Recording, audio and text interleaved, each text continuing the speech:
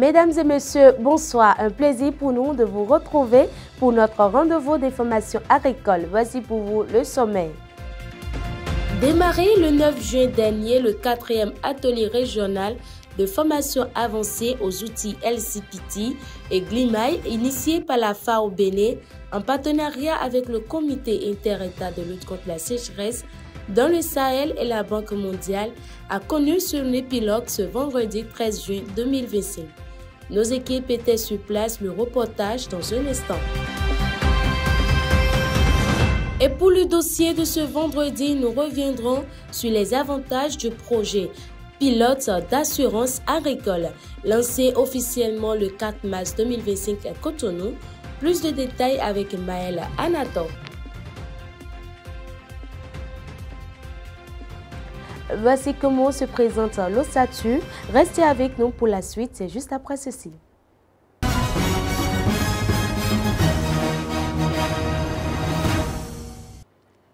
Avant tout, consultons le temps dans les localités d'Ekpé et de Kondi. Pour tous ceux qui pensent faire un tour ou mener des activités champêtres à Ekpé, préparez vos parapluies car il y aura de la pluie dans la matinée. Le mercure affichera respectivement 26 et 29 degrés Celsius. L'humidité de l'air sera de 86%. Par contre, le temps sera clément à Kondi. Il y aura un beau soleil. La température de demain après-midi atteindra 34 degrés Celsius, voire 36 degrés Celsius. Le vent devrait atteindre en moyenne les 14 km par heure en direction sud-ouest. Passons maintenant aux nouvelles agricoles. L'Agence territoriale de développement agricole Pôle 7 a organisé du 12 au vendredi 13 juin 2025 sa première session de cadre de concertation et de synergie des acteurs de la filière ananas à Lokossa. Un moment qui a permis aux acteurs de faire le point à mi-parcours pour cette nouvelle campagne agricole et d'adopter de nouvelles recommandations pour la bonne marche et l'expansion de la filière. Le Fonds national de développement agricole FNDA a organisé un webinaire dans le but d'expliquer les conditions d'éligibilité pour accéder au financement. Suivez un extrait de ce webinaire pour plus de détails. Pour constituer son dossier de financement, il fait, il montre son projet ou bien un mini plan d'affaires et il se rapproche de la cellule communale de la TDA. De la cellule communale, la commune dans laquelle est situé son site de production. Il se rapproche de la cellule communale pour demander une fiche que nous appelons la fiche d'alignement. Alors, dès qu'il reçoit la fiche d'alignement, il se rapproche maintenant d'une institution financière partenaire du FNDA Banque ou bien SFD, partenaire du FNDA avec son mini-plan d'affaires, plus la fiche d'alignement, plus un courrier de demande de financement. Et dès qu'il dépose ces trois documents auprès de l'institution financière va lui citer la documentation requise, c'est-à-dire les pièces à fournir pour que le dossier puisse être prêt à être instruit auprès de l'institution financière en question. Il faut préciser que le plan d'affaires n'est plus obligatoire.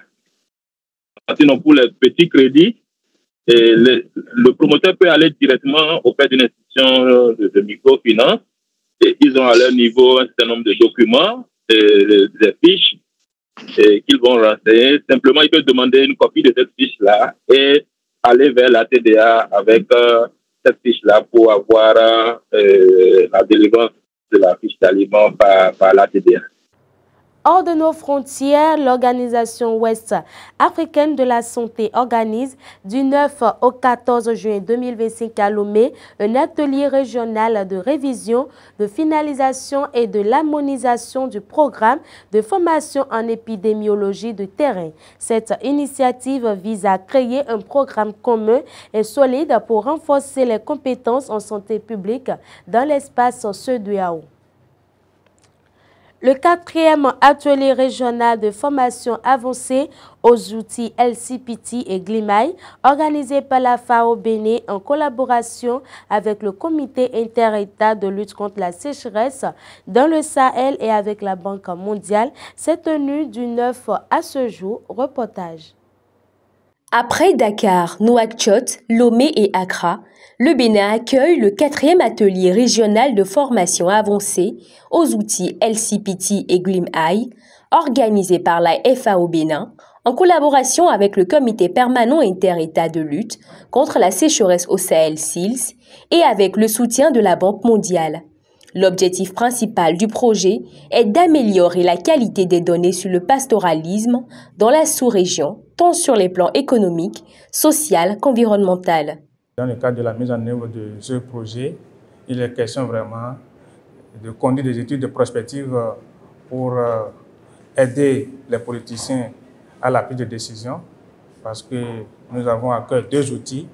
Le premier outil qu'on appelle outil d'aide à l'investissement et à l'élaboration des politiques dans le secteur de l'élevage qu'on appelle en acronyme LCPT. Et le deuxième outil qui l'accompagne, c'est le modèle mondial interactif d'évaluation environnementale dans le secteur de l'élevage. Ces outils contribuent à élaborer vraiment, à réaliser des études d'analyse prospective dans le secteur de l'élevage, en particulier dans le secteur du pastoralisme. Le processus de formation de LCPT a débuté en 2023 et s'est poursuivi jusqu'à aujourd'hui, qui est le 4e atelier. Alors nous, en tant que pays participants, nous contribuons à fournir les données qui servent à modéliser et à faire la prospection de nos systèmes d'élevage dans nos différents pays. Notre projet d'assistance technique vise à former les 9 pays qui sont bénéficiaires de ce projet à des outils que propose la FAO pour argumenter, construire un plaidoyer pour investir dans l'élevage, pour construire des axes stratégiques, des priorités, transformer vraiment, accompagner la transformation du secteur de l'élevage de manière durable. Et donc en proposant un argumentaire chiffré, que ce soit en termes de retombées économiques pour l'éleveur, quelle que soit l'intervention que vous allez choisir dans le secteur de l'élevage. Ces outils, selon les participants, viennent à point nommé car ils permettent d'établir des plaidoyers à adresser au gouvernement ainsi qu'aux partenaires, ce qui permettra d'améliorer et de renforcer le secteur élevage en Afrique de l'Ouest. C'est un outil d'aide à l'investissement, c'est un plaidoyer auprès des décideurs. Donc toutefois, on a des crises, on a des aléas, on peut convaincre les décideurs, même le gouvernement, les décideurs, les bailleurs, d'intervenir au bon moment. C'est-à-dire, cet outil, ça va vraiment analyser la situation qu'on a, les scénarios qu'on a, les interventions qu'on vise à faire pour pouvoir convaincre les décideurs, les bailleurs d'intervenir au bon moment. Rappelons que cet atelier se tient du 9 au 13 juin 2025 à Cotonou et réunit des experts en élevage et économistes. La FAO et ses partenaires, à travers ces outils, veulent contribuer au développement durable du pastoralisme en Afrique de l'Ouest. Alors que la décision est en vue par le gouvernement pour mettre fin à l'importation des produits congelés, il est important de savoir quelles mesures il faut prendre en ce qui concerne la population. Blaise Seton, président national des aviculteurs professionnels du Bénin, nous parle de la sensibilisation qui est l'une des mesures importantes à adopter. Aujourd'hui, à l'étape où nous sommes, c'est la sensibilisation de la population béninoise à la chose. Parce que le Béninois n'est pas habitué au poulet de chair. Alors que les poules qu'on nous envoie des pays de l'Asie, de l'Amérique et autres, c'est pas des poulets avec une très grande valeur nutritive. Donc il faut que le Béninois soit sensibilisé sur le poulet de chair qui a de la valeur, a de la matière et a de la valeur nutritive pour sa santé. Donc, ce n'est qu'après ça que le Béninois pourra prendre conscience et commencer à consommer ce qui est produit localement. Et ça va amener de la valeur ajoutée pour notre État et pour le développement de notre pays. Parce que la production locale, ça prend en compte presque toutes les filières, le maïs, le soja, parce que les animaux doivent consommer ces produits-là et c'est produit localement. Et ce n'est que ça qui donne la bonne chair, la bonne viande. La 5e édition de la campagne de plantation des mangues et agrumes s'est tenue ce jeudi 12 juin 2025 sur un site de 3 hectares aménagé par le promoteur, réparti en 2 hectares de mangues et 1 hectare d'agrumes.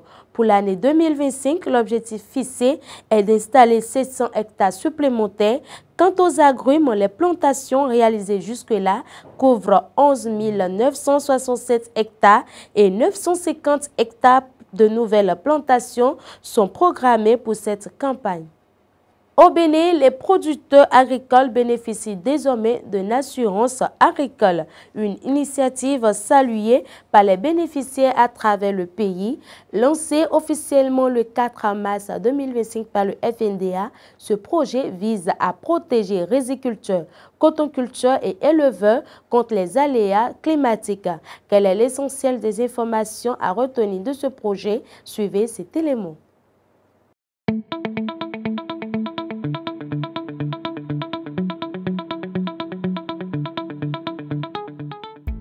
Le projet pilote d'assurance agricole est une initiative du gouvernement béninois à travers le Fonds national de développement agricole FNDA qui vise le renforcement de la résilience climatique et la stabilité financière des petites exploitations agricoles béninoises. Officiellement lancé le mardi 4 mars 2025, il est accessible et répond à quelques conditions importantes. Le modèle que nous expérimentons, c'est un modèle basé sur le rendement, qui est totalement différent de l'assurance agricole à indice pluviométrique. Donc c'est une assurance agricole à indice de rendement, de sorte que au niveau du producteur de riz, comme je le disais, c'est une moyenne de 1,5 hectare et qui a été considérée, disons, pour payer la prime d'assurance. Et donc sur cet espace de 1,5 hectare, ce qui est nécessaire pour couvrir la prime, c'est un montant de 13 650 francs CFA. Alors, lorsque nous sommes adressés aux partenaires, comme je l'ai indiqué, c'est la coopération suisse et c'est la coopération luxembourgeoise, mais c'est aussi l'État qui se sont engagés à contribuer pour une proportion de 80%. Donc, la contribution de ces partenaires-là, au total, fait 10 920 francs, comme 80%, pour couvrir 1,5 hectare de riz. Et finalement, le producteur agricole ne contribue que pour un montant de 2 730 francs CFA. Pour le producteur de coton, sur 2 hectares emblavés, le montant nécessaire pour payer la prime d'assurance est de 27 540 francs CFA. La contribution des partenaires en tant que subvention fait un montant de 22 032 francs CFA, de sorte que finalement, le producteur, le cotonculteur ne paie que 5 508 francs CFA. Pour l'éleveur de bétail, il faut débourser 23 490 francs CFA pour payer la prime d'assurance. Et donc la contribution de l'État et des partenaires techniques et financiers, disons les 80%, fait 18 792 francs CFA, de sorte que l'éleveur ne paye que 4 698 francs CFA. Il faut préciser que l'État s'est engagé de façon très substantielle, très majoritaire. L'État à lui seul apporte une contribution de plus d'1 522 millions de francs CFA, pendant que la coopération suisse apporte une contribution de 340 millions et la coopération luxembourgeoise une contribution de 40 millions. Heureux de cette aubaine pour les riziculteurs, les cotonculteurs et les éleveurs de bétail au Bénin, quelques bénéficiaires sur l'étendue du territoire national ont manifesté leur satisfaction. Je suis très contente de cette assurance qu'il a amenée là, parce que moi je viens du plateau, l'eau ramasse tous mes produits chaque année et on reste comme ça. Et le gouvernement met maintenant l'assurance de nos côtés, nous les producteurs, pour assurer nos produits. Je suis très contente. L'assurance au niveau des bétails, c'est quelque chose de nouveau pour nous. Les éleveurs en général ne connaissent pas l'assurance, mais c'est des réalités que le gouvernement a vues et qu'il est en train de nous proposer et qui va droit au cœur parce que l'assurance pour les bétails, vraiment, c'est la bienvenue. Nous allons dire que le gouvernement a tout pris en charge parce que 20%, c'est déjà c'est pas trop contraignant.